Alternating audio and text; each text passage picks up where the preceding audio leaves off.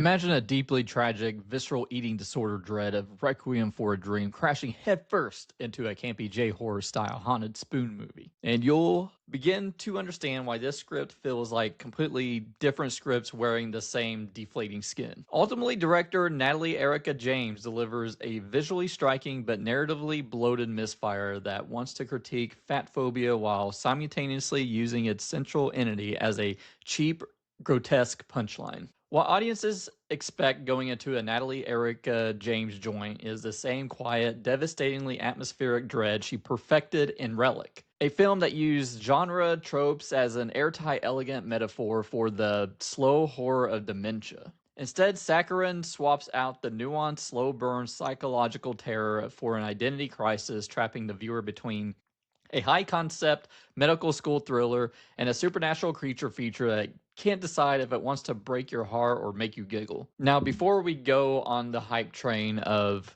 Ozempic horror, Natalie Erika James actually penned this script way back in 2018, long before GLP-1 weight loss injections. And I mean, it hits right at the right time. I mean, we have our current hyper fixation on miracle quick drug fixes, turning a deeply personal indie horror into an accidental high profile cultural satire. Even though this movie didn't completely land for me, she still has a lot of those directing chops. The film kind of juxtaposes like the clinical ashtone sterile palette of like the medical school cadaver lab against like sudden hyper saturated dopamine pops of the vibrant colors during Anna's food binge sequences. Now I'm gonna kind of criticize something here, and that is the prosthetics. Hannah is supposed to be larger at the start and skinnier at the beginning, so they had the actress wear these prosthetics that I don't think are very convincing. But they shot this in Dockland Studios in Melbourne, and actress Midori Francis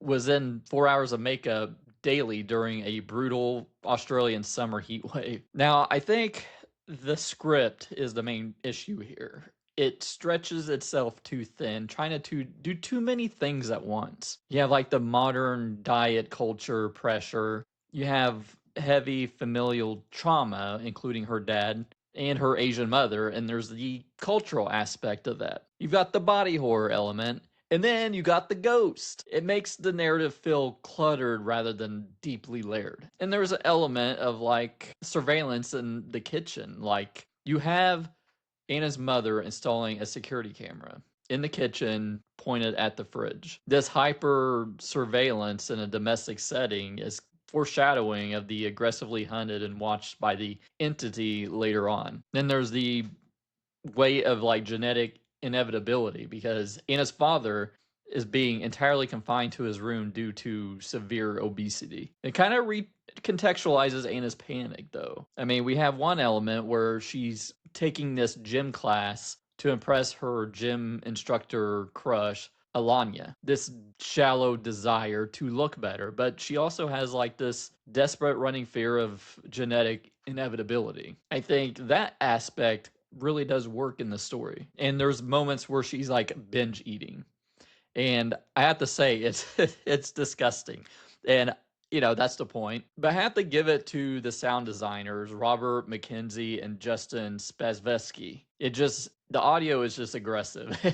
It amplifies like the wet internal chewing and stomach gurgling, like a force of physical visceral discomfort onto the viewer. I was kind of grossed out, and I don't get grossed out easily. I watch a lot of these horror movies. It's like mukbang horror if you don't like mukbang. And we gotta talk about Big Bertha, the hungry ghost. James establishes like a reflection rule where she can initially only see Big Bertha's entity trapped in like a distorted convex surfaces like skinny kettles or metal spoons. It's supposed to be like a visual metaphor for maybe body dysmorphia disorder that is unfortunately undercut by the film's sort of J-horror antics. And I think that's where the film gets a little muddled because it's doing all these things all at once, like the fat phobia, but then it's like, hey, look at this fat ghost that's chasing her. Isn't it disgusting? And I don't know.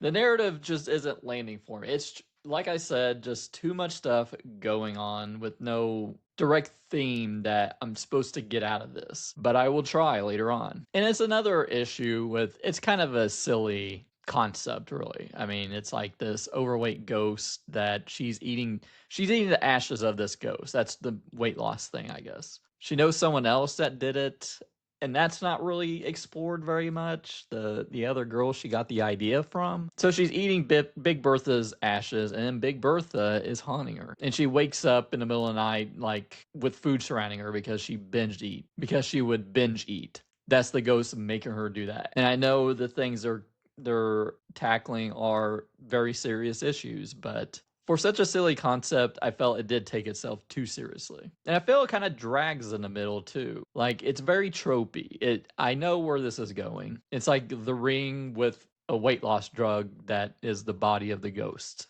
I don't know. But with that said, I kind of want to talk about the ending and the themes explored in it, maybe. So if you don't want to hear spoilers, go to the chapter below for my spoiler-free final thoughts and score. So Anna has a tumor similar to Big Bertha, and she feels if she hacks this away, that Big Bertha will go away. So she does a self-surgery, but luckily, her supportive coworker Josie steps in to save her from bleeding out on the bathroom floor. So Big Bertha's gone. She goes back to Alanya's place where they kiss and make up. That's her athletic gym instructor. It's the ultimate narrative reward for Anna's toxic transformation. A shiny trophy at the end of the diet. Instead, the entity turns that romantic victory into a literal horrifying feeding frenzy. They start heavy making out, and then boom. Cut to a few minutes later, and Alanya's harvested corpse is displayed on the living room couch with her entire torso torn apart. It's like a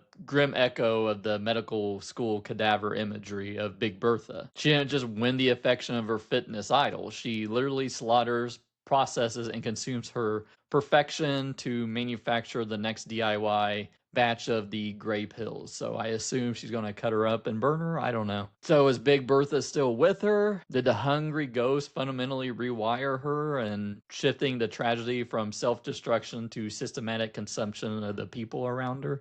I don't know. It's confusing.